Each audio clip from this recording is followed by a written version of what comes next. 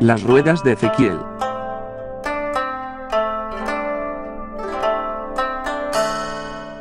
Ancient Aliens nos dice: en el libro de Ezequiel, el profeta describe un carro volador que contiene ruedas dentro de ruedas, propulsadas por los ángeles. Aunque los historiadores de la Biblia sugieren que Ezequiel estaba hablando simbólicamente sobre los terribles enemigos que enfrenta Israel. Pero podría ser otro ejemplo de una visita extraterrestre, la prueba de que existieron aviones prehistóricos. La visión de Ezequiel se utiliza a menudo para tratar de apoyar la teoría de los antiguos astronautas. Vamos a echarle un vistazo de cerca y ver si en realidad se soporta esta idea. Primero tenemos que estar en desacuerdo con el narrador con que los eruditos bíblicos creen que esta visión se está refiriendo a los enemigos de Israel.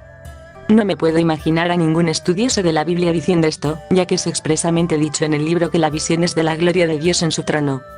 He leído decenas de comentarios por los estudiosos de la Biblia en Ezequiel, y nunca he encontrado uno que dijo que esto se refería a los enemigos de Israel.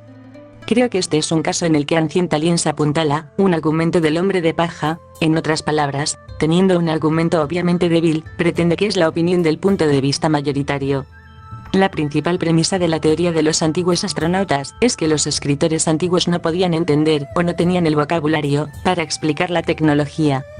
Pero esa idea no funciona realmente para Ezequiel, por muchas razones. En primer lugar, Ezequiel tuvo un gran vocabulario. El hebreo es uno de los idiomas más ricos de la historia del mundo, y Ezequiel mostró gran habilidad en su utilización al describir cosas complicadas en otros lugares en sus escritos. Él tenía el vocabulario para decir cosas como disco de plata, o redondo, o ventana, o ser gris con grandes ojos, si hubiera querido, pero no lo hizo. Como veremos, lo que Ezequiel describe simplemente no se puede comparar con un ovni. Más que cualquier otro escritor de la Biblia, Ezequiel era extremadamente detallista. Él se asegura de describir todos los detalles, no solamente aquí, sino en todos sus escritos. Por ejemplo, un modelo muy preciso de la distribución de toda una ciudad, así como construir un gran complejo de templos usando sus especificaciones. Incluso comienza cada una de sus visiones por un meticuloso detalle de la hora y el lugar en que ocurriera. Por ejemplo, Ezequiel 8:1.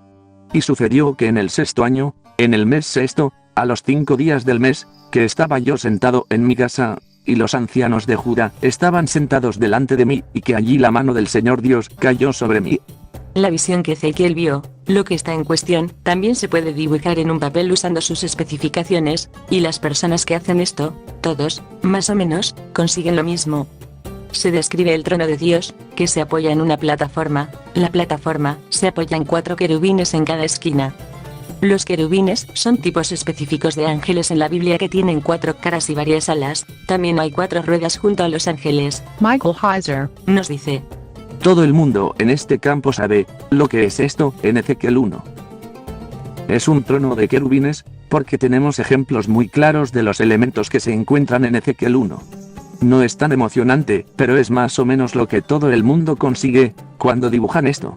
Bueno, casi todo el mundo. Joseph Blumrich Es un proverbial científico de cohetes. Trabajó en el proyecto lunar de la NASA, y, con la mente de un ingeniero de cohetes, comenzó a buscar lo que estaba escrito en la primera parte del libro de Ezequiel, y después de meses de investigación, Joseph Blumrich llegó a la conclusión de que lo que Ezequiel describe en su informe de testigo ocular fue de hecho un tipo de nave espacial. Joseph Blumrich Seguiría este camino al escribir las naves espaciales de Ezequiel. Bien, ellos dicen que este tipo, que dicen que es súper inteligente, realmente estudió el libro de Ezequiel, y dicen que lo que obtuvo fue este artilugio con 4 hélices en la parte inferior de cada esquina. El mayor problema con esta teoría es la atención a los detalles de Ezequiel. Simplemente no hay manera de conseguir este artilugio de lo que describe Ezequiel. Michael Heiser nos dice: el libro de Blumrich y otros libros escritos por teóricos de los antiguos astronautas, todos tienen la misma debilidad. Tienden a ignorar el vocabulario de Ezequiel en el capítulo 1. Por ejemplo, el trono sobre el que se asienta Yahvé nunca se describe como redondo o plateado, o con algún tipo de forma de disco. Eso tiene que ser asumido y puesto en el texto. Así que o bien hacen eso, o modernizan las descripciones que allí se encuentran. Por ejemplo, las especies bovina, con las patas de becerro deben ser seguramente las patas de un ovni o algún otro avión. Permítanme leer una descripción de los 4 ángeles que sostienen el trono, y usted puede decidir por sí mismo si piensa que él realmente está luchando con su vocabulario antiguo para describir 4 propulsores. Ezequiel 1, 5. Y en medio de ella, la figura de 4 seres vivientes. Y esta era su apariencia, había en ellos semejanza de hombre. Ezequiel 1, 6. Y cada uno tenía 4 caras y 4 alas. Ezequiel 1, 8. Y debajo de sus alas, a sus 4 lados, tenían manos de hombre, y los 4 tenían sus caras y sus alas. Ezequiel 1, 10. Y el aspecto de sus caras era como cara de hombre, y cara de león en el lado derecho de los 4, y cara de buey en el lado izquierdo de los 4. Asimismo la cuarta tenía cara de águila. Es difícil conseguir una hélice propulsora cuando Ezequiel dice: Y esta era su apariencia, había en ellos semejanza al hombre. Ezequiel sabía lo que un hombre parecía, así que no es justo, ni honesto decir que Ezequiel confundió una hélice propulsora con un hombre. Pero Ancient Aliens cuenta con una forma de evitar esto. Si pensamos en la palabra ángel como la representación de algo así como la energía celestial, suena mucho más a una nave espacial. Así que solo hacemos ángel igual a energía celestial, y eso es mucho mejor para nuestra teoría OVNI. Habla acerca de forzar la evidencia para adaptarse a la hipótesis. Usando esta lógica, podría decir que la descripción de mi coche sonaría más como un ovni, si en lugar de ruedas digo dispositivos antigravedad. El problema es que Ezequiel no solo habla de los ángeles de pasada, sino que dedica todo un capítulo a la descripción de ellos. Él los llama querubín, más de 20 veces en el capítulo 10, incluso dice en el capítulo 10 versículo 20 que él sabe que son los querubines. Michael Heiser. Es muy lógico suponer que la lectura del antiguo astronauta en la mente moderna está en lo cierto cuando la persona antigua ha hecho casi todo lo que puede hacer para describir de lo que está hablando, y usted simplemente ignora lo que dicen. Es muy inconsistente decir que usted está leyendo un texto antiguo solo para mirar y dejar a un lado lo que los creadores de ese texto pensaban. Una cosa que ayuda a disipar las teorías del ovni de Ezequiel es ver lo común que esta idea del trono está en otros lugares de la Biblia. Nadie parece pensar que en estos otros pasajes hablen de los ovnis, pero obviamente están hablando de la misma cosa que en Ezequiel.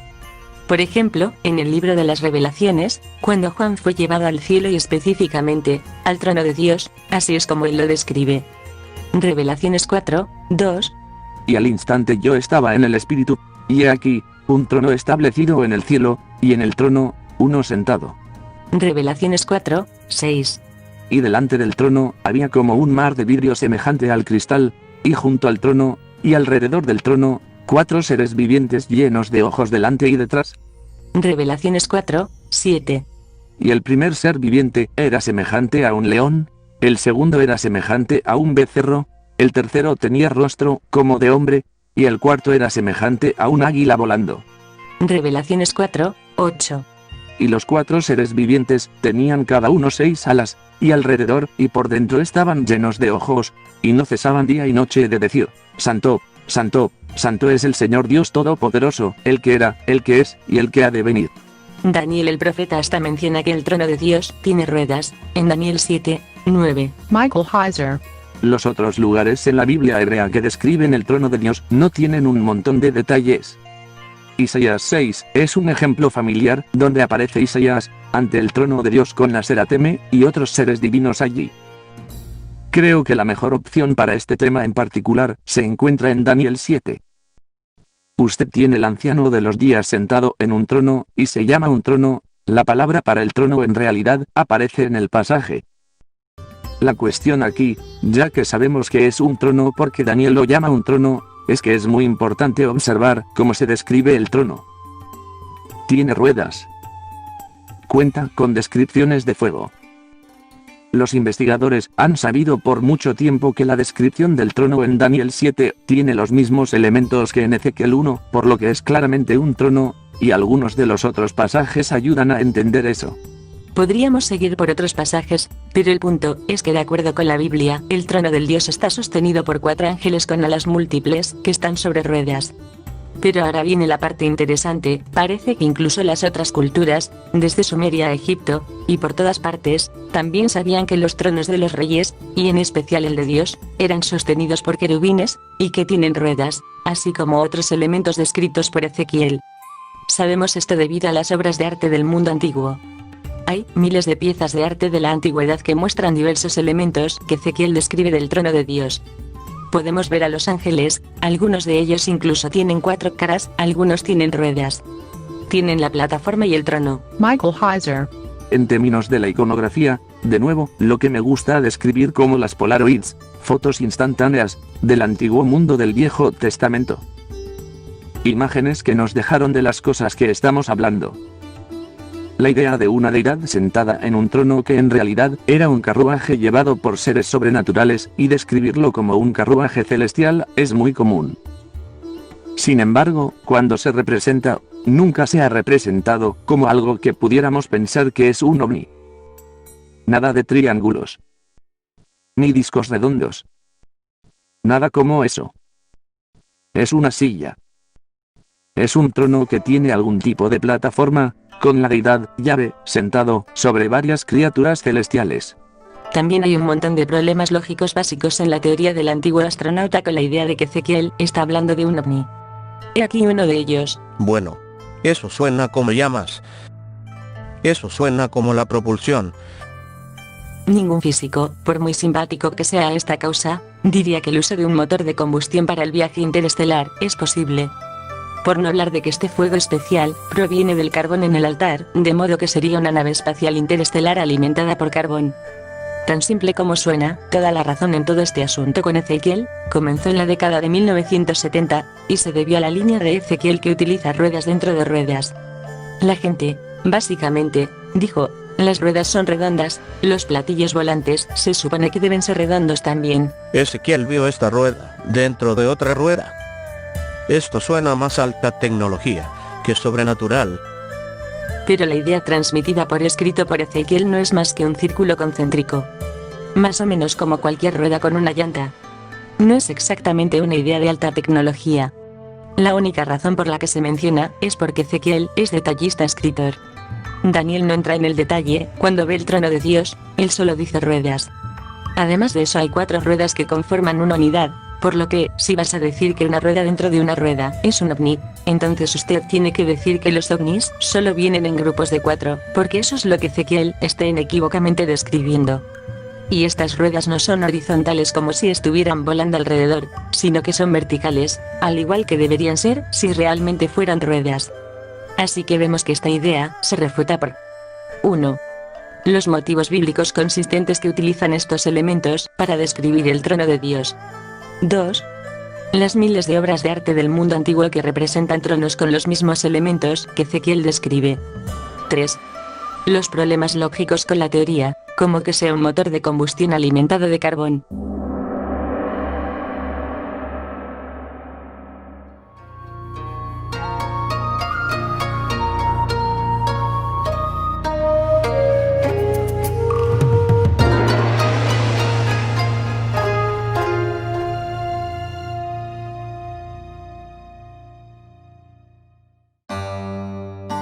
Antiguas armas nucleares. Ancient Aliens nos dice, La guerra atómica entre las civilizaciones antiguas puede sonar como algo salido de una novela de ciencia ficción, pero las descripciones de sucesos mortales parecidos se pueden encontrar en el muy similar texto que el Dr. Oppenheimer citó después de la prueba atómica en Nuevo México. así que la teoría del antiguo astronauta afirma que el Mahabharata habla de la guerra nuclear. Vamos a ver qué es exactamente lo que dicen que dice. Una referencia que tenemos, por ejemplo, habla de que estas explosiones eran más brillantes que 1000 soles, y cuando ocurrieron estas explosiones, los soles daban vueltas en el aire, los árboles se incendiaron, y solo había esta destrucción masiva. Después de esas explosiones, las personas que sobreviven comenzaron a perder su cabello y las uñas empezaron a caerse. Quiero decir, justo ahí, tenemos una referencia concisa de envenenamiento por radiación. Lluvia radioactiva. Y esos textos son de miles de años de antigüedad. El Mahabharata en realidad no dice nada de eso. Estas afirmaciones exactas sobre el cabello, las uñas que se caían, y una explosión más brillante que 1000 soles, se han repetido por los teóricos de los antiguos astronautas tantas veces que ellos piensan que es verdad, pero el origen de este hilo era un libro francés llamado La Mañana de los Magos. Nadie que hace esta afirmación puede en realidad decir el sitio donde aparece en el Mahabharata. Lo que hace que sea muy difícil para la gente llevar a cabo esto, porque el Mahabharata contiene más de 1.800.000 palabras, así que, si usted acaba de decir que está ahí, en alguna parte, solo confía en mí, se puede casi salir con la suya. Como ya habrán adivinado por ahora, tienen una muy buena razón para cubrir sus pistas y no indicar la referencia. Por ejemplo, vamos a considerar la afirmación sobre el pelo y las uñas de las personas que se caen debido a esta arma. En primer lugar, no había ningún arma involucrada en esa historia, que era una parte de un mal presagio, y esto es lo que en realidad dice. Las calles bullían de ratas y ratones, ollas de barro mostraban grietas o estaban rotos sin causa aparente. Por la noche, las ratas y los ratones carcomían el cabello y las uñas de los hombres dormidos. Así que las ratas les mastican fuera, no era el resultado de la lluvia radiactiva.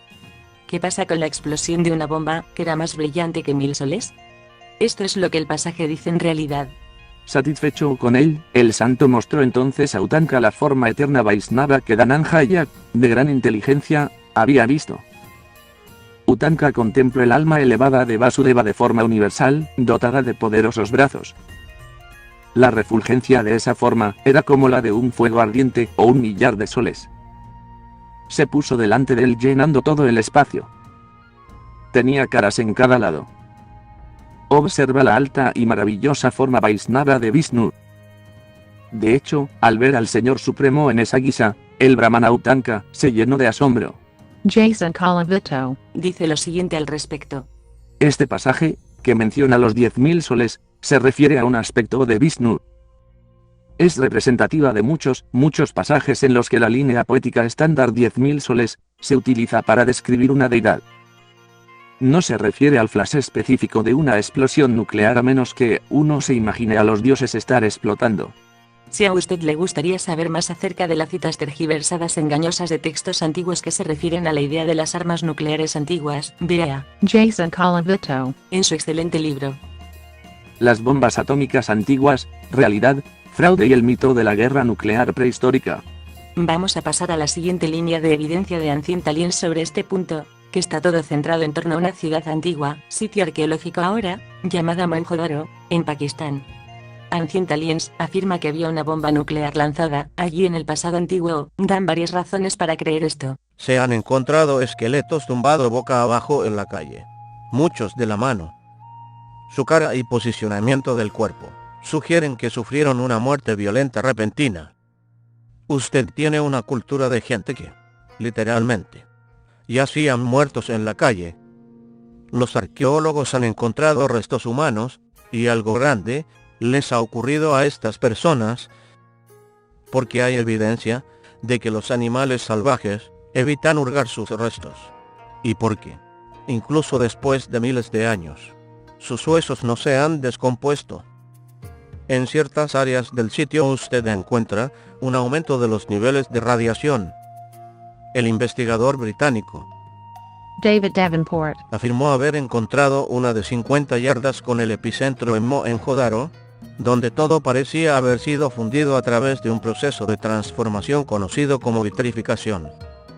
La vitrificación es un proceso en el que un tipo regular de piedra consigue fundirse en un estado de magma, y luego se endurece de nuevo.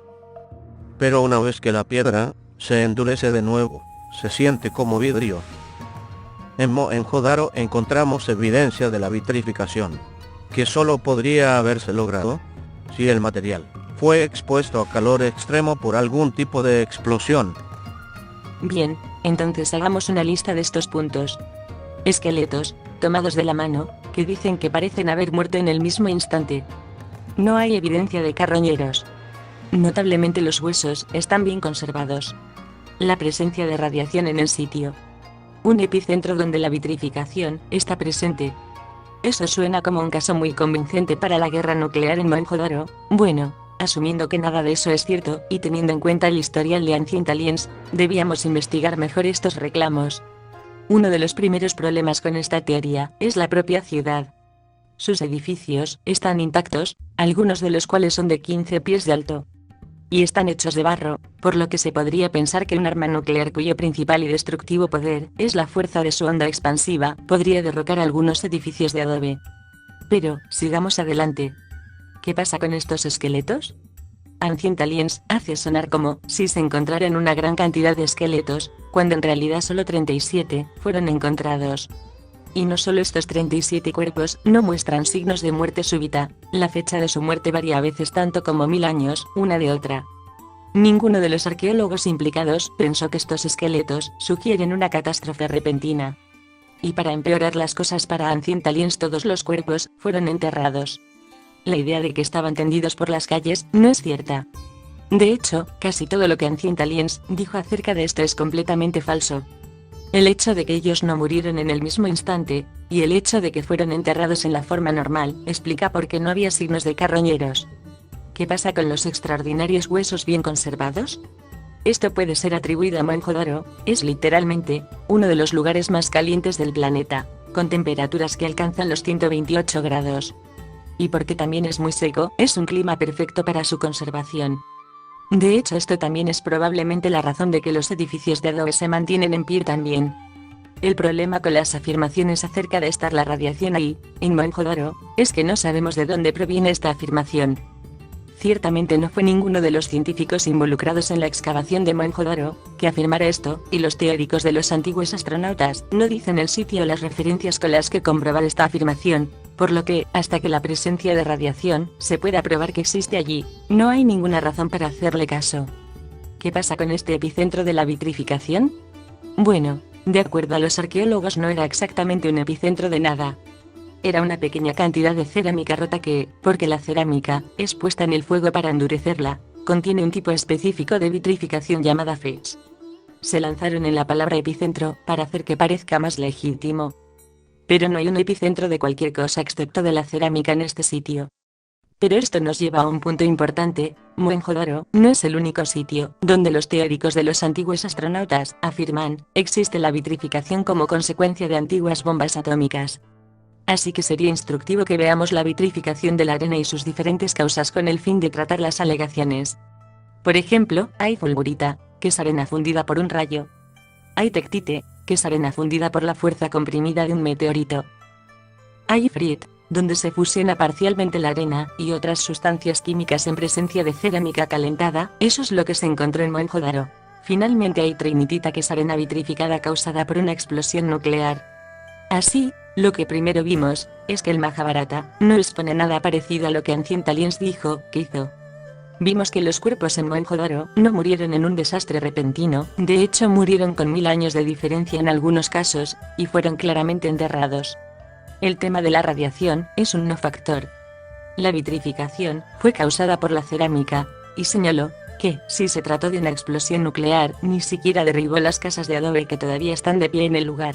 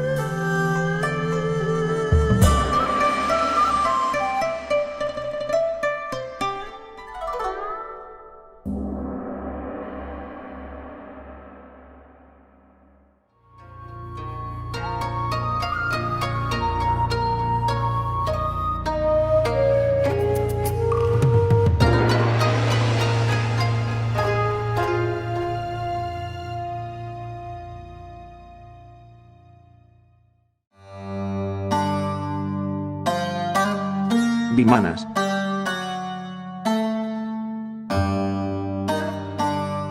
Los textos sánscritos antiguos datan tanto como 6000 años antes de Cristo. ¿6000 antes de Cristo? ¿En serio?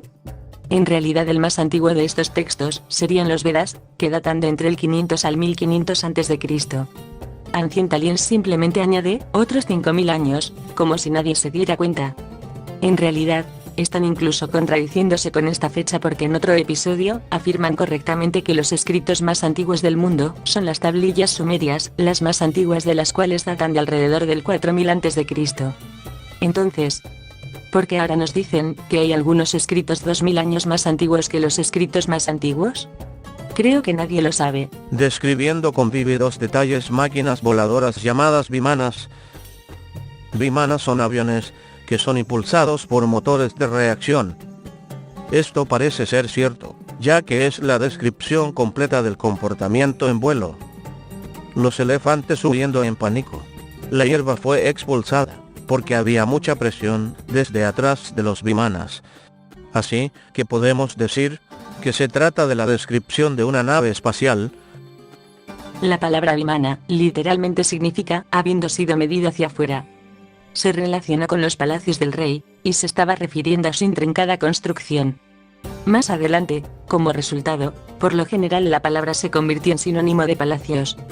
Y por eso fue utilizada, también para referirse a los palacios de los dioses. Y sí, estos palacios de los dioses estaban en el cielo, y podían volar.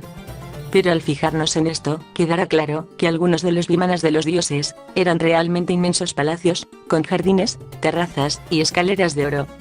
Entonces, como los palacios de los dioses volaban, gradualmente la palabra se empezó a utilizar para algo que pudiera volar, ya sea en la mitología o en la realidad.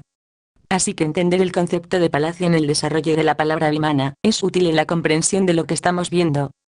Pero antes de mirar en las descripciones reales de vimanas en los textos védicos, debemos examinar primero un texto falso, porque casi todo lo que dice Ancient Aliens de los vimanas proviene de un texto totalmente falso llamado Vimanika Sastra. A pesar de que los principales historiadores creen que los textos vimanas son mitos, muchos de los documentos contienen pasajes que parecen describir la maquinaria y la tecnología moderna.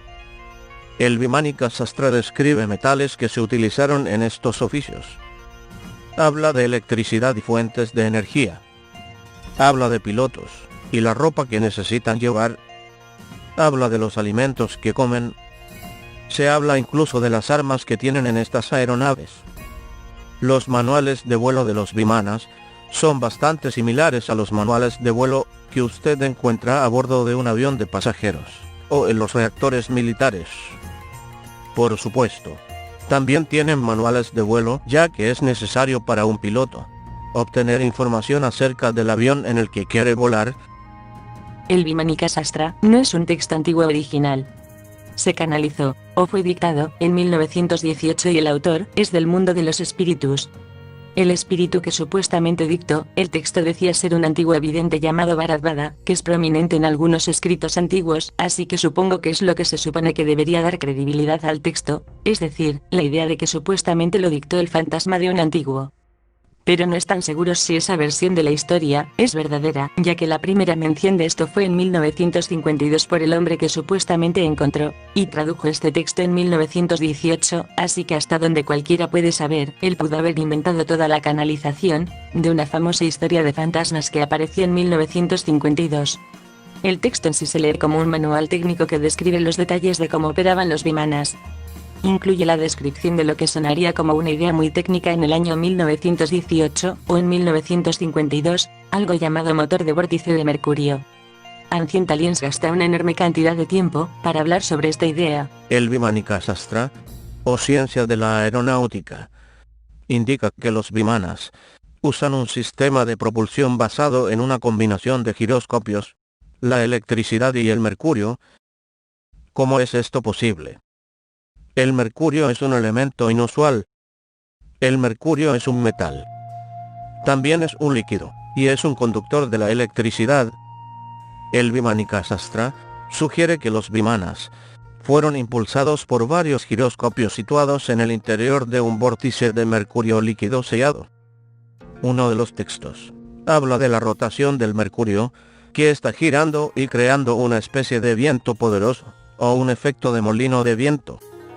Eso podría ser una especie de lo que llamamos una rueda volante de almacenamiento de energía, que tiene un disco girando y extrae la energía lentamente, que sería el mercurio. Eso podría ser utilizado para conducir una especie de propulsores, o lo que llamamos un ventilador conducido. Algunas de las otras cosas que este texto describe suenan igualmente científicas. Incluso incluye dibujos muy técnicos de las cosas que está hablando. Pero cuando se mira más de todo esto, se hace obvio que es físicamente imposible despegar del suelo para cualquiera de estas naves. De hecho, 20 años después, en 1974, se realizó un estudio sobre los textos y los dibujos por el Instituto de Aeronáutica y Mecánica de la Ciencia en Bangalore, India. Citaré a Will Hunt, un escritor independiente estadounidense con sede en la India, para obtener una descripción del resultado del estudio. En cuanto al fondo como se había escrito, el comité lo desmanteló minuciosamente en un ensayo titulado Un estudio crítico de la obra Vimanika Sastra. Se cuestionó si el autor, el que haya sido, tenía alguna comprensión de la física básica, la química y la electricidad, por no hablar de las disciplinas de la aeronáutica, aerodinámica, estructuras aeronáuticas, dispositivos de propulsión, materiales y metalurgia. Su conclusión: Ninguno de los aviones tiene propiedades o capacidades para poder volar. Las geometrías son inimaginablemente terribles desde el punto de vista del vuelo, y los principios de propulsión hacen resistencia en lugar de ayudar a volar. Otro escritor que escribe para el archivo de texto sagrado, dijo lo siguiente de la nave en el Vimanika Sastra: Son absurdamente no aerodinámicos, brutales pasteles de boda con minaretes, grandes alas de ornitóptero y hélices de mala muerte. Tengo la sensación de que, al ser el 90% de la información sobre Vimanas, que Ancient Aliens presenta, proveniente de este texto, ellos saben que ha sido totalmente desacreditado. Así que, en un extraño giro, después de pasar 5 minutos en cuán grande sería la idea de un motor de vórtice de mercurio, después dejan que todo el mundo sepa que la idea no iba a funcionar realmente. Ellos no llegan, sin embargo, a decir que hay algo malo con este texto. Lo único que dicen es que tal vez podría haber problemas con la traducción de una palabra o dos. Los sistemas de almacenamiento por rueda volante, sin embargo, tienden a perder energía rápidamente. Para navegar por el espacio, su tamaño tendría que ser enorme. No está del todo claro que este sería un dispositivo práctico. Tal vez la gente estaba tratando de describir algo que para ellos era parecido. Puede que no haya sido realmente mercurio. Podría haber sido otro metal líquido. El motor de vórtice de mercurio es tal vez un fallo en la traducción, porque no es un material muy adecuado para un motor a reacción. Así que vamos a pasar a las menciones de Vimanas en los auténticos textos védicos antiguos. Como ya he mencionado, la palabra Vimana llegó a significar palacio, y cuando se trataba de un palacio de un dios, por lo general, el palacio era capaz de volar. Cuando nos fijamos en el desarrollo de los Vimanas cronológicamente, el misterio que les rodea se desvanece. En primer lugar, ni siquiera se mencionan en los textos anteriores, y cuando por fin se mencionan, durante los siguientes 1000 años de ser mencionados, siempre tienen ruedas y son tirados por caballos. No es exactamente el motor de vórtice de mercurio. Luego, alrededor del año 500 a.C., los carros pierden sus caballos y se representan volando por su cuenta. Jason Colavito, Dice lo siguiente acerca de las primeras menciones de Vimanas sin caballos. La primera de ellas es el carro volador del rey terrenal Ravana, llamado Puspaka. En la época del Mahabharata, 400 a.C., estos carruajes voladores habían crecido en tamaño y un año fue descrito como de 12 codos de circunferencia, pero nunca perdieron las grandes ruedas que los marcaban como derivados de los carros tirados por caballos terrenales.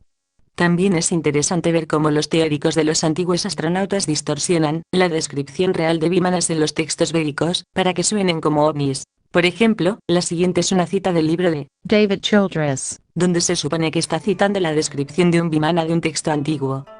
Leeremos lo que él dice a sus lectores, y luego el texto antiguo real, y observen las diferencias. Primero veamos la versión de Childress. Cuando amaneció, Rama, tomando a Puspaka, el carruaje celestial enviado por Bimpisand, estaba listo para partir. El carro era autopropulsado. Era grande y finamente decorado. Tenía 2 pisos y muchas cámaras con ventanas, y estaba cubierto con banderas y estandartes. Emitía un sonido melodioso mientras recorría su camino aéreo. Y ahora, esto es lo que dice realmente el Ramayana. Y el poderoso mono subió al espléndido carruaje Puspaka, que contenía figuras de lobos, hecha de Kartasvara y de Ir Anja, agraciado con grandes columnas divinas, como ardiendo en todo su esplendor, a lo largo de adornadas y estrechas habitaciones y salones secretos, atravesando los cielos, y se asemeja a Meru Mandara, y semejante al sol en llamas, hábilmente criados por Vikvakarma, con escaleras de oro y asientos elegantes y grandes hileras de ventanas de oro y cristal, y tarimas compuestas de zafiros, esmeraldas y otras gemas magníficas, embellecidas con nobles vidrumas, piedras preciosas y perlas redondas, como también con terrazas enyesadas, recubiertas con rojo sándalo, como el oro, y con un aroma sagrado, semejante al nuevo sol naciente. Sundarakandam 9. Kalavito. Dice de esto. En otros lugares es descrito como lleno de árboles frutales, y a veces es dibujada con gansos. No conozco ningún ovni que tenga terrazas de yeso y pintura roja. En resumen, la mayoría de lo que usan Cientaliens en este punto proviene de un texto falso canalizado en el siglo XX. Deshonestamente lo presentan como un texto antiguo, e incluso las descripciones reales de los vimanas necesitan de cierta manipulación para que suenen como ovnis. El desarrollo de la idea de vimanas en la mitología hindú se puede rastrear fácilmente, y pierde todo su encanto para los teóricos de los antiguos astronautas, cuando lo haces.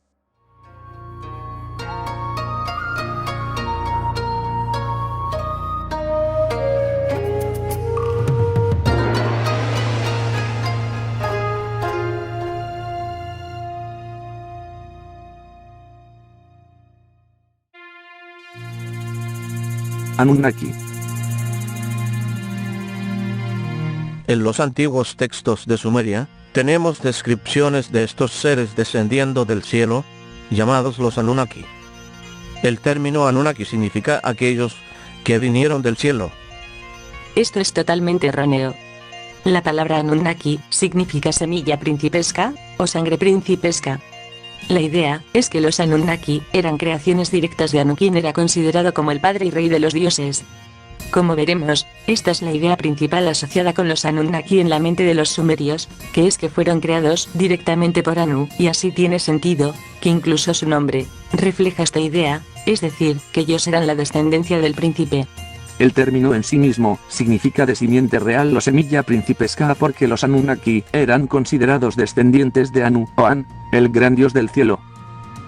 Los Anunnaki eran también la descendencia de An, y su consorte Ki, el cielo y la tierra. Tenemos esta pareja divina de la forma en que los mesopotámicos concebían su panteón. Entonces, si el término Anunnaki significa semilla principesca o de sangre principesca, ¿cómo es que Ancient Aliens afirma que la palabra Anunnaki significa aquellos que de los cielos vinieron a la tierra?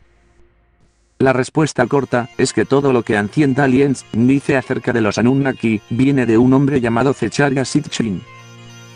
Sitchin escribió muchos libros afirmando que los Anunnaki en realidad eran los extraterrestres. Por desgracia, en la época que se escribió esto, en los años 70, no había muchas formas de que la gente común comprobara si lo que estaba diciendo era verdad o no. Por decirlo de manera simple, la traducción de Sitchin de la palabra Anunnaki es errónea.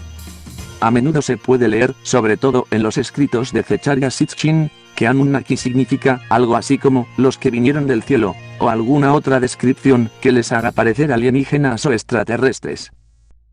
No hay una fuente en el mundo, por ningún especialista en sumerio, que esté de acuerdo con esa definición. No es un término difícil. Personalmente, no creo que Sitchin supiera sumerio en absoluto. Si se equivoca en un término asociado a un muy importante grupo de deidades, me pregunto en qué otra cosa puede haberse equivocado. Sitchin afirmaba ser un experto en textos sumerios, pero ahora podemos ver que él no parecía entender las reglas básicas de la gramática y el vocabulario de la lengua sumeria. Varios eruditos cuestionaron sus traducciones y su falta de credenciales académicas en el área, señalando que no hay registro de que Sitchin tuviera nada más que un título en periodismo. Uno de esos eruditos es Michael Heiser. A día de hoy no he podido encontrar, ni lo han hecho otras personas a quienes he pedido ayuda, gente que le gustó Sitchin, las credenciales de sus conocimientos de algunos de los idiomas, o de estar acreditado de alguna manera en estudios de las culturas del Oriente Próximo. A medida que avanzamos y miramos en puntos específicos de las ideas de Sitchin, articulados por Ancient Aliens, creo que usted verá que determinar la verdad acerca de este difícil tema no está fuera del alcance de una persona común. Se dice, palabra por palabra, que estos seres descendieron del cielo en vehículos voladores. Esta es una afirmación absurda. Desafía a cualquiera a encontrar ese texto palabra por palabra. Usted puede hacer una búsqueda en línea, y literalmente, ver todas las referencias al término Anunnaki en los textos sumerios.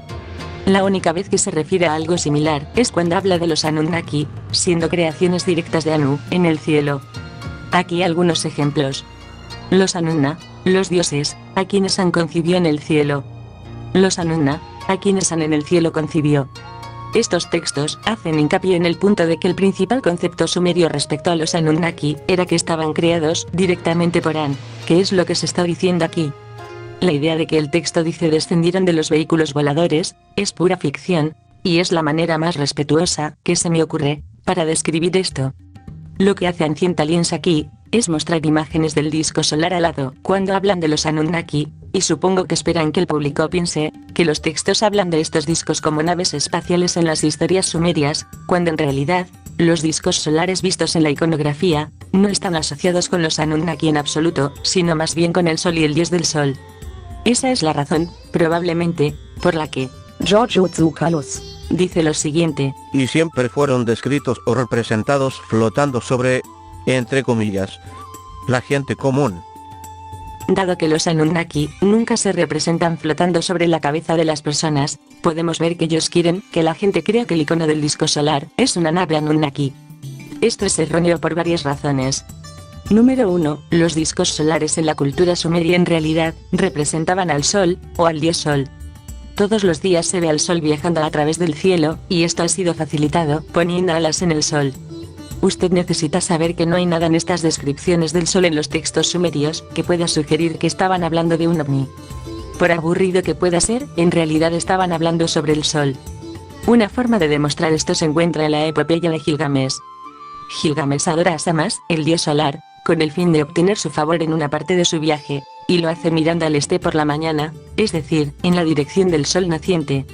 La idea que Ancient Aliens propone, de que los Anunnaki salían de los discos solares o que eran representados montando en ellos, no es la verdad, no hay manera de evitarlo. Podemos encontrar no solo las descripciones de los Anunnaki, sino también representaciones. Podemos verlo en las estatuas, en los tallados, por lo que es muy interesante ver que esos seres lucirán como viajeros espaciales de él con sus extraños trajes. Algunos llevaban relojes de pulsera, tenían las botas puestas, y los cascos y, sobre todo, alas.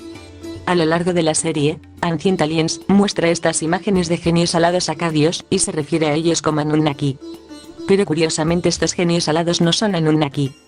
De hecho estos relieves ni son ni siquiera sumerios, son acadios. Pero bueno, ya que estamos aquí, podemos explicar lo que está pasando en esas imágenes, aun cuando no tienen absolutamente nada que ver con los Anunnaki. La creencia era que ciertos aspectos de la naturaleza estaban controlados por esos genios alados. Lo más notable es que eran los responsables de la fertilización de los cultivos. Fueron representados a menudo con un cubo de polen o de agua en una mano, y un ramo de flores masculinas o un cono de pino en la otra mano. A menudo se representaban fertilizando un árbol, y era símbolo de fecundidad. A veces se muestran mirando al rey, lo que, debido a las inscripciones adicionales, sabemos que significa que el rey era un intermediario con los dioses y responsable de la fecundidad de la tierra y de la gente. Una forma de demostrar esto es explicar lo que Ancient Aliens llama reloj de pulsera. En primer lugar, usted debe tomar nota de que, si esto es un reloj, entonces esos genios eran serios en cuanto a la hora, porque llevaban uno en cada muñeca, y con frecuencia, también en una diadema. El llamado reloj es en realidad un símbolo acadio de Ishtar, diosa de la fertilidad. Se puede ver la misma roseta en la famosa puerta de Ishtar en Babilonia. La fertilidad de la tierra se asoció, como era de esperar, con la diosa de la fertilidad, y estos seres son descritos actuando en nombre de Ishtar al fertilizar el árbol. Esto también explica, probablemente, las alas, teniendo en cuenta que la forma visible y natural, como una flor se poliniza, es mediante las abejas y aves. Por lo tanto, no es tan difícil ver que estaban representando a sus agentes espirituales de la polinización con las alas también. Secharya Sitchin ha sugerido esencialmente que la razón por la que nos visitaron en el pasado remoto es que el planeta natal de los antiguos astronautas necesitaba oro para su atmósfera, y que su contenido de oro en la atmósfera se estaba agotando, por lo que vinieron a la Tierra para extraer oro y llevarlo a su planeta de origen. Este argumento de que los extraterrestres vienen a extraer oro para su atmósfera, en el pasado remoto, es repetido continuamente por los teóricos de los antiguos astronautas. De hecho, se ha convertido en algo así como una idea fundamental dentro del movimiento. Esta idea remonta directamente de Secharya Sitchin y no tiene absolutamente nada que ver con los textos sumerios. Es interesante notar que Sitchin ni siquiera da una cita exacta de los textos sumerios para justificar esa idea de que necesitaban oro para su atmósfera. Dice lo siguiente en su libro La guerra de los dioses y los hombres. El metal, con sus propiedades únicas, se necesitaba para regresar a casa. Era una vital necesidad. Lo mejor que nosotros podemos hacer. Esta vital necesidad podría haber sido suspender partículas de oro en la menguante atmósfera de Nibiru, evitando así una disipación crítica. Así que dice lo mejor que podemos hacer. ¿A qué nosotros se refiere? ¿Y qué textos sugerirían con esa idea? De la nada, él crea esta idea de que las partículas de oro se necesitan en la atmósfera de un planeta. Hoy en día se puede hacer una búsqueda para los usos de la palabra oro en los textos sumerios. Podemos leer cada mención de esta palabra. No solo son las menciones de la palabra oro, relativamente pocas en los textos sumerios, no hay nada que indique otra cosa que los usos más comunes para el oro. De hecho, es un estudio sorprendentemente aburrido. Gracias a la catalogación minuciosa de los textos sumerios en las décadas pasadas, y el advenimiento de Internet, ya no tenemos que creer ciegamente las palabras de Sitchin. Hay algunas bases de datos en línea que le permiten buscar a través de los textos sumerios, y tengo un video en mi sitio web.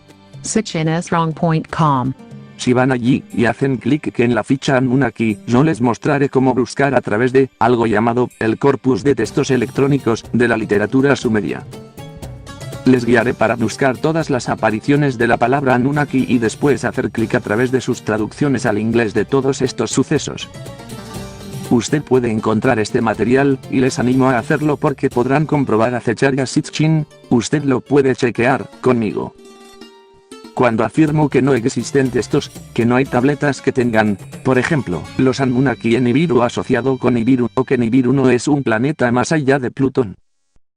Lo fácil que sería demostrar que estoy equivocado, si saben cómo buscar esos términos. Sería muy fácil, y los animo a comprobarlo, y a que todos lo hagan. Puede acceder a ese material y saber quién le está diciendo la verdad. Por fin, podemos ver por nosotros mismos por qué los eruditos sumerios han sido tan críticos con Sitchin, y no porque sean cerrados de mente ni nada de eso, sino porque Sitchin no parece realmente saber de lo que habla. Déjeme darle un ejemplo de cómo Sitchin hace sus increíbles traducciones. Tomemos la idea de que los textos sumerios hablan de la minería de oro. Ahora bien, como los textos sumerios no hablan de la minería de oro en ningún sitio, Sitchin tiene que construir esta idea de la nada. Así es como él lo hizo.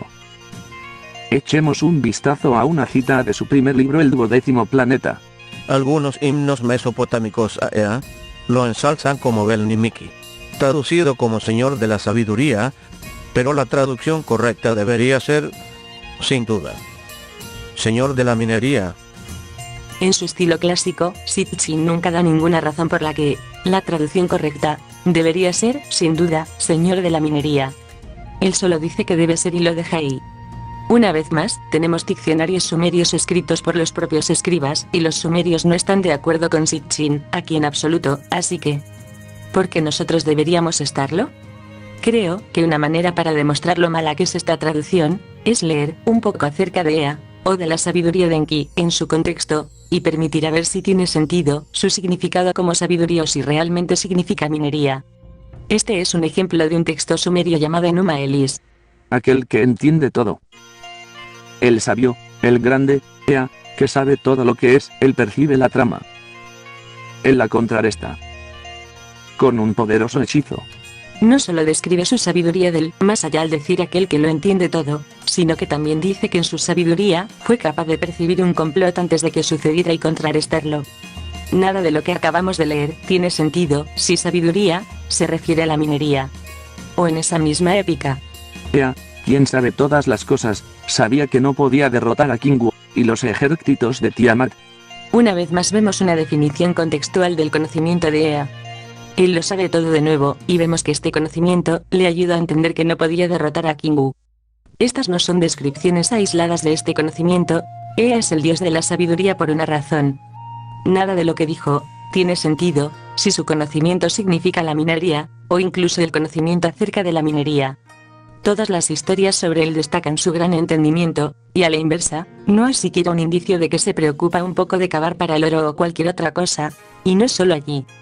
Se requiere un desconocimiento de los textos sumerios para creerlo. Pasemos a otra afirmación sobre los Anunnaki. Prácticamente todas las historias que hay en el Génesis, la historia del diluvio, la historia de Adán y Eva, todas tienen precedentes en los antiguos sumerios.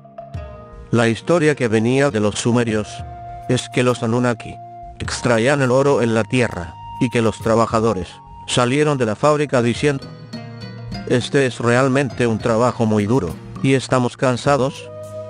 No queremos seguir con esto. Así que tuvieron una gran reunión, y decidieron crear a un trabajador primitivo llamado Adam Leve. Los Anunnaki crearon a los humanos como una raza de esclavos. La primera cosa a tener en cuenta aquí es que en la epopeya de la creación a la que se están refiriendo, los dioses no estaban trabajando en la minería del oro. El trabajo que los dioses hacen es crear el mundo, algo que se puede esperar de una epopeya sobre la creación. Incluso afirma específicamente que estaban haciendo montañas y ríos, como el Tigris y el Éufrates. Los dioses aquí estaban cansados de la creación de la tierra, y no de la minería del oro. La epopeya continúa describiendo los siguientes eventos.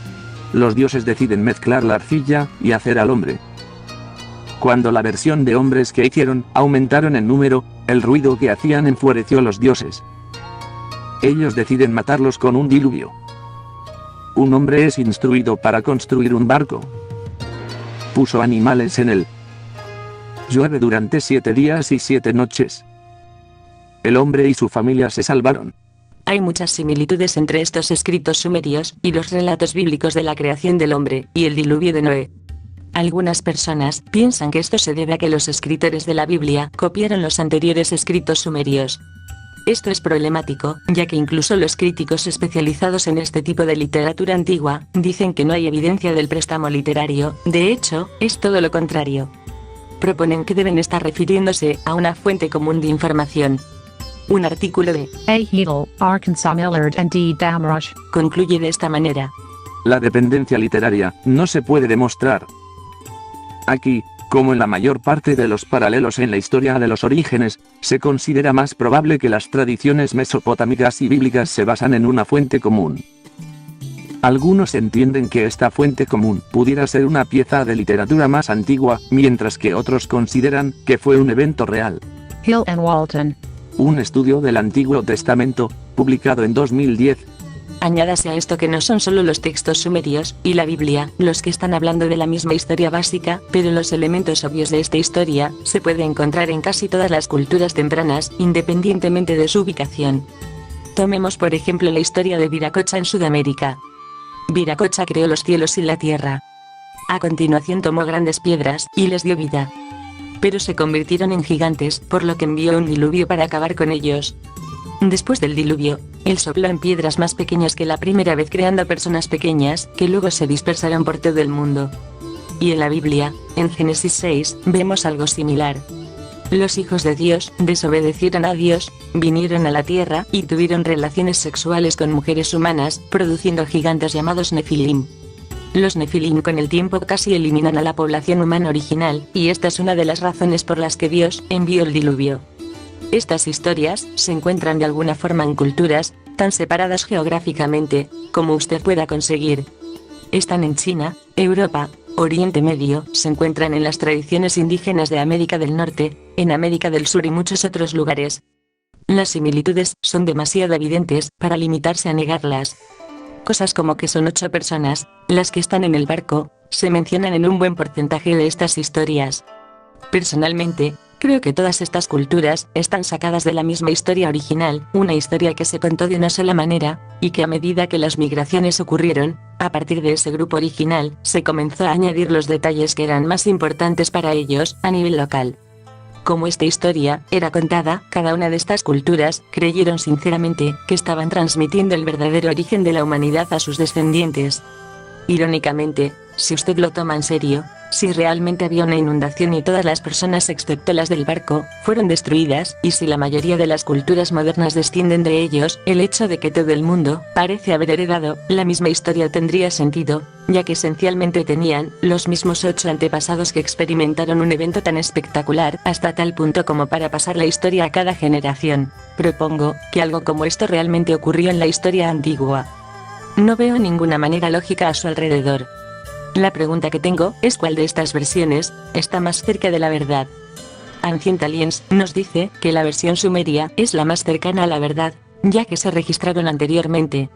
Eso tiene sentido hasta cierto punto, pero hay que recordar que los hechos descritos en los textos sumerios eran todavía la historia antigua de los sumerios. Así que la cuestión no es tanto acerca de la fecha de la escritura, sino más bien su capacidad para preservar la historia. Le voy a dar un par de buenas razones para dudar seriamente de que a los relatos sumerios se deba dar más peso en lo que se diferencian de los demás. La primera es que los relatos sumerios son lógicamente inconsistentes. Tomemos, por ejemplo, que tanto en los relatos sumerios como en los bíblicos se dan las dimensiones de la embarcación. El mero hecho de que una parte importante de esta historia sea de las dimensiones de la embarcación es interesante, pero cuando se dibujan las dimensiones, tenemos por un lado el barco sumerio, siendo un gran cubo, y el bíblico es descrito por ingenieros navales como casi perfecto para mantener la estabilidad sin avería en el casco en mares muy agitados. Otra razón para no confiar en los textos sumerios en el que difieren de los demás es que, como todos los eruditos sumerios saben, los sumerios cambian constantemente los detalles de sus historias para adaptarse a las diferentes situaciones. Por ejemplo, los textos de la misma historia, que se encuentra en el templo de Enki, difieren de los encontrados en el templo de Inanna, incluso si son de la misma época, pero sobre todo si son de un periodo de tiempo diferente. Citando a un erudito sumerio: las inconsistencias son una característica regular de la poesía sumeria. Él continúa diciendo que la integración de los diferentes textos de los escribas sumerios aparece a menudo un tanto descuidado. Compare eso con los antiguos escribas hebreos, quienes eran conocidos por hacer un trabajo ultra serio. Tenían muchas reglas que gobernaban la escritura de sus textos sagrados. Por ejemplo, se dice que tenían que decir cada letra en voz alta antes de escribirla. Un ejemplo de esta meticulosa atención al detalle es con el rollo de Isaías que se encuentra en los rollos del Mar Muerto. Las primeras copias del Antiguo Testamento hebreo antes de los rollos del Mar Muerto fueron los masoréticos textos copiados entre los años 600 al 1000 a.C. Así que el rollo de Isaías, uno de los rollos mejor conservados, sería una forma de probar o refutar si sus escrituras habían sido fielmente copiadas por los escribas durante los 800 años anteriores. Al final resultó que hicieron un trabajo impecable, y los escribas hebreos fueron reivindicados. Así que a la hora de decidir qué textos son más precisos en lo que respecta con sus relatos de antiguos acontecimientos, es mucho más lógico suponer que al grupo con una tradición de preservación y transmisión de los textos exactos se le debe dar más peso, que a una cultura como la de los sumerios, quienes parecían tener poco interés en la transmisión precisa de los detalles de sus historias. En resumen, casi todo lo que dice Ancient Aliens sobre los Anunnaki no es la verdad, cosa que no es de extrañar, teniendo en cuenta que copia y pega casi todo en esta sección de los libros de Zecharia Sitchin. Para obtener más información acerca de los errores de Sitchin en sus traducciones de los sumerios y los textos Akkadian, yo le dirigiría a la excelente página web de SitchinIsWrong.com del Dr. Michael Heiser.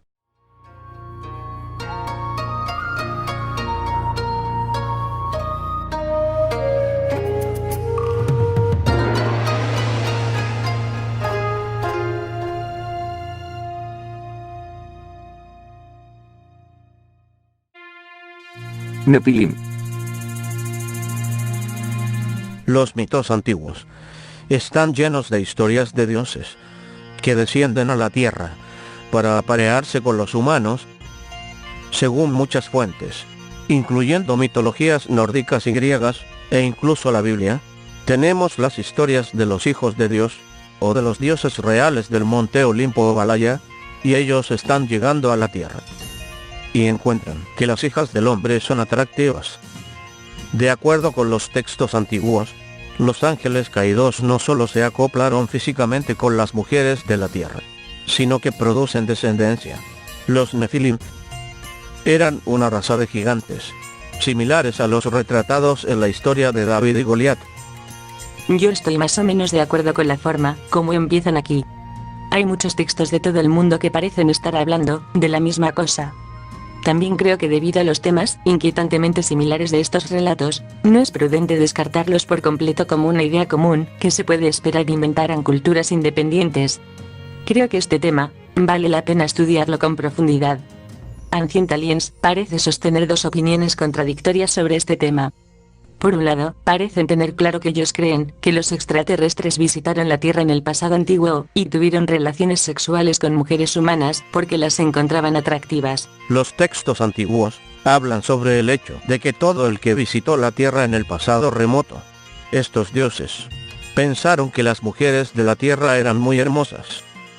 En muchas ocasiones encontramos historias en las que los visitantes esencialmente se aparearon con mujeres de la Tierra. Fue malinterpretado, malentendido como algo divino que llegó aquí. Eran carne y sangre extraterrestres. Cuando nos fijamos en la mitología griega y muchas de las mitologías de todo el mundo, tienen estas historias de dioses que bajan del cielo y tienen relaciones sexuales con humanos, y esencialmente crean un nuevo tipo de humano. Cuando todos esos encuentros pasaron, y cuando esas mujeres se acostaron con los dioses, lo cual se puede encontrar en muchos textos por todo el mundo, esas mujeres en realidad tuvieron relaciones sexuales con extraterrestres, y no con dioses, porque los dioses no existen. Pero la opinión de que en esos eventos había lujuria y sexo no encaja demasiado bien con la teoría de los antiguos astronautas.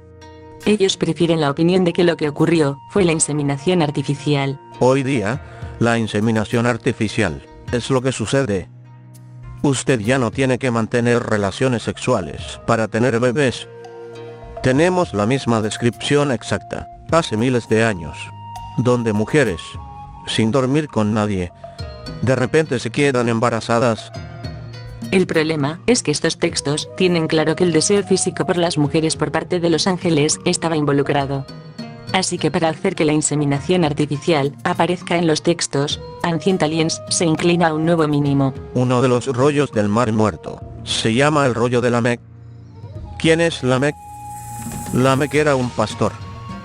Un día, la mujer de Lamec quedó embarazada, y él le dijo: esto es imposible. Yo no estuve aquí durante meses. Su mujer, Batenos, jura que nadie la tocó, pero Lamec no le cree, y va a su padre, Matusalén. Matusalén dice a Lamec: no puedo ayudarte. No puedo comprender esto. Creo a Batenos de que nadie la tocó, y te creo a ti. ¿Qué voy a hacer? Entonces Matusalén se dirige a su padre y abuelo de Lamec, Enoc. Enoc le dice a Matusalén que los guardianes del cielo han realizado una inseminación artificial en el vientre de Batenos, y que él debe aceptar a este niño, porque será el padre de una nueva generación humana. Y en la Biblia, este es Noé. Ellos literalmente mienten aquí.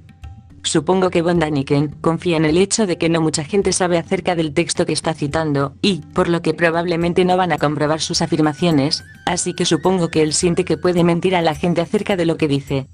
Déjeme romper alguna de la decepción en este clip. Y un día, la mujer de Lamec quedó preñada, y Lamec dijo: esto es imposible. Yo no estuve aquí durante meses. La primera gran mentira es la idea de que la razón por la que Lamec dudaba que Noé fuera su hijo es que no había estado allí durante meses.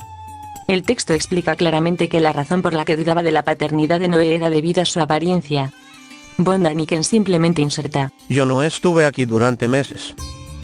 Supongo que para hacer que parezca que no podría ser el hijo de Lamec, lo cual es muy engañoso, sobre todo teniendo en cuenta que en el texto de Batenos, su esposa, le recuerda a Lamec el día en que concibieron al niño. Y, si usted piensa que esto es engañoso de parte de Von Daniken, usted no ha visto nada todavía. Enoch dice a Matusalén que los guardianes del cielo han hecho una inseminación artificial en base en Nos.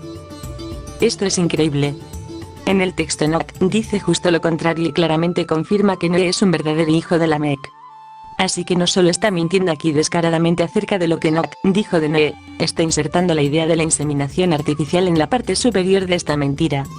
Así se pueden ver que uno de los principales fundadores de la teoría de los antiguos astronautas no tiene ningún problema con mentir para establecer el vínculo fundamental que necesitan entre los Nefilim y la inseminación artificial en los textos antiguos. Aunque simpatizó con los teóricos de los astronautas antiguos en que los detalles consistentes en antiguos textos sobre los Nefilim nos llevan a la conclusión de que algo extraño realmente sucedió en el pasado antiguo. No creo que la evidencia apunte a seres extraterrestres de otro planeta. Bien, todo el pasaje en Génesis 6, 1-4, acerca de los Nefilim, es ciertamente extraño. Es uno de esos pasajes extraños de la Biblia que parecen surgir especialmente entre las personas que se resisten o carecen de una visión del mundo sobrenatural. Pero, por raro que sea, la clave está en la visión del mundo sobrenatural. Si creemos que hay seres inteligentes fuera de nuestro propio mundo creado, nuestro propio mundo material, ¿por qué habría que limitar a una entidad sobrenatural a no poder aparearse con mujeres?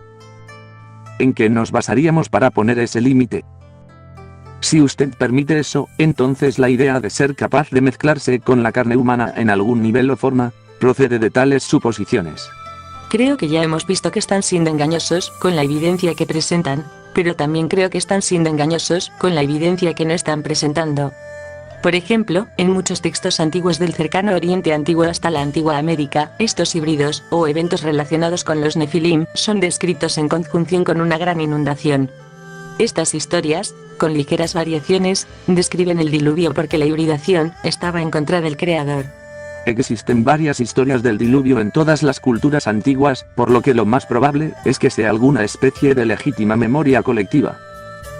El problema es que muchas de esas mismas fuentes y apologistas se olvidan de incluir los otros detalles que vienen junto con las historias de inundaciones. Uno de estos detalles serían cosas como la convivencia y algún tipo de interacción entre el mundo divino y el mundo humano que resultaron en extraña descendencia, como los Nefilim. Es complejo y bastante extraño, pero es consistente, y es la historia que diversas culturas han transmitido a sus descendientes. Realmente creían que esa unión antinatural había producido gigantes, pero de nuevo porque las historias consistentes de culturas antiguas están en conflicto con la teoría de los antiguos astronautas, ellos literalmente desechan la evidencia. Eran gigantes, o se trata de la palabra equivocada, y la correcta debería ser extraterrestres. Pero la palabra Nefilim realmente significa gigante, y el contexto de las historias claramente apoya esta idea. Su altura es a menudo descrita, o se dan las dimensiones de sus armas, cosas como esas. Realmente el término Nefilim significa exactamente gigantes. Esta es la forma en que los propios traductores antiguos lo entendieron, traductores de las versiones de la Biblia Septuaginta y arameos. Se pone muy complicado entender por qué es este el caso. Si visita usted mi sitio web sitchineswrong.com y hace clic en la pestaña denominada Nefilim, encontrará una explicación. Parte del problema, en mi opinión, son las diferencias en la definición de un ángel, según los textos antiguos, frente a la definición de acuerdo a la moderna cultura pop. Si quisiera usted determinar lo que es un ángel, y solo utiliza la Biblia u otros textos del cercano Oriente, llegaría a la conclusión que tienen cuerpos totalmente funcionales, ya que pueden tener comidas con los humanos, pueden tocar a las personas, a menudo se les confunde con humanos, y en la historia de Sodoma y Gomorra la gente querían violar a los ángeles. Encontramos en la Biblia que los ángeles que decidieron rebelarse y tener relaciones sexuales con las mujeres humanas tenían que dejar un cierto tipo de cuerpo y cambiarlo por otro. En Judas 1:6, el tipo de cuerpo que se dice dejaron se describe en este verso como una morada. Y a los ángeles que no guardaron su estado original, sino que abandonaron su propia morada, los ha encerrado en prisiones eternas, bajo tinieblas, para el juicio del gran día. La palabra morada, usada aquí es una rara palabra griega, oiketerion, la cual solo se utiliza en otra ocasión en el Nuevo Testamento, para describir el tipo de cuerpos que los seguidores de Cristo tendrán en la resurrección de los muertos. Así que básicamente dice que los ángeles dejaron un tipo de cuerpo por otro tipo, y, de acuerdo a la Biblia, el segundo tipo claramente es capaz de sexo y reproducción. Hay precedente bíblico para la idea de que su carne es capaz de hacer las mismas cosas que nuestra carne. En otras palabras, si se va a asumir la carne, entonces esta traerá consigo sus posibilidades y, en cierto sentido, sus limitaciones también. En otras palabras, la Biblia explica con detalle lo que son los ángeles y cuáles son las capacidades con sus cuerpos, lo que hace la siguiente afirmación de von Daniken aún más engañosa. ¿Cómo pueden los ángeles tener sexo? Es imposible. En nuestra concepción, los ángeles eran algo espiritual, no algo que tiene un cuerpo y las sensaciones para el sexo, pero tuvieron sexo. La idea de von Daniken sobre lo que es un ángel está basada más en las tarjetas de Navidad que en los textos antiguos. Obviamente las culturas antiguas, incluyendo los escritores de la Biblia, creían que los ángeles podían y tenían relaciones con mujeres humanas. Los diversos elementos de estas historias son muy comunes en las culturas antiguas para ser atribuidos a la coincidencia, en mi opinión. Pero los detalles de estos reportes consistentes no benefician a los teóricos de los antiguos astronautas. De hecho, sí hay algo que apoya la idea de que el relato de la Biblia es verdad, o por lo menos que los detalles específicos de esa narrativa se creían por culturas geográficamente tan diversas como las Américas, el Oriente Medio, Asia, Europa y África. La idea de los Nefilim es una idea extraña, pero la idea de que los textos que los describen se refieren a los extraterrestres antiguos no coincide con la evidencia. Esta es probablemente la razón por la que Ancient Aliens tiene que tergiversar las pruebas para defender su postura.